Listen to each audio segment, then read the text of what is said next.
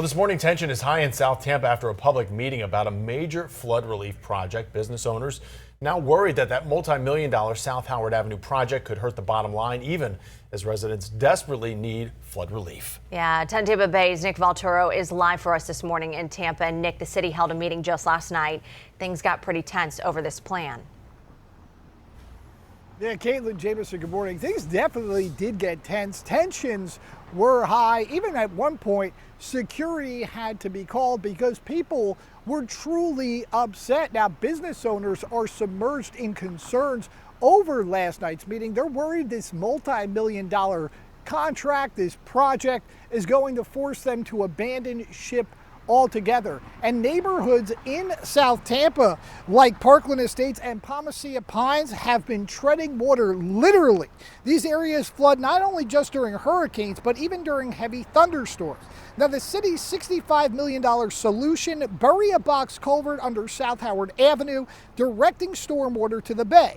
But at last night's meeting, business owners voiced fears that years of construction, potentially around the clock, could drive away customers and force them to close. Residents desperate for flood relief still aren't sold on the plan.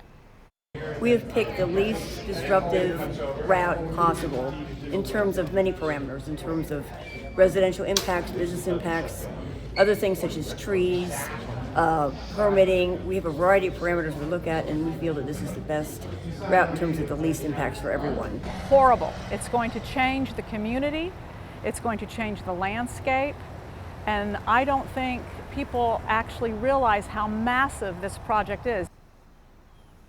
Now, the city promises that no businesses will lose total access, but there will be alternative access provided while this construction is taking place. In addition, the multi-million-dollar project also includes wider sidewalks, also some street landscape upgrades, along with traffic efficiency. And one of the big things, business owners really want these concerns addressed. They're worried that this multi-million-dollar project that's going to stretch for possibly months, possibly years, is really going to be difficult and strain their business, and they're hoping for some answers how to keep them afloat.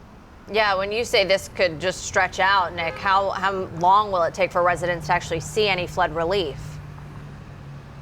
Well, that's the thing, Caitlin. It's going to take some time, right? Because this project's not even slated to start till next spring, even possibly the summer. And then they're planning on it being a 3-year project. It's going to be done in 9-block intervals, 9-block stretches. So that's going to take a very long time. There's going to be a lot of disruption. Like you heard, they're going to have alternative access for those businesses so people can get in. But of course, they're not going to see relief for a while this construction is going on. So potentially, they're not going to see any flood relief in years. So that's one of the biggest concerns, and of course something they're still monitoring. But the city does say they are going to hold another public meeting in the fall to address any other concerns, hopefully settle some of these nerves for these business owners and residents. For right now, reporting live in Tampa, Nick Valturo, 10 Tampa Bay. All right, thanks, Nick.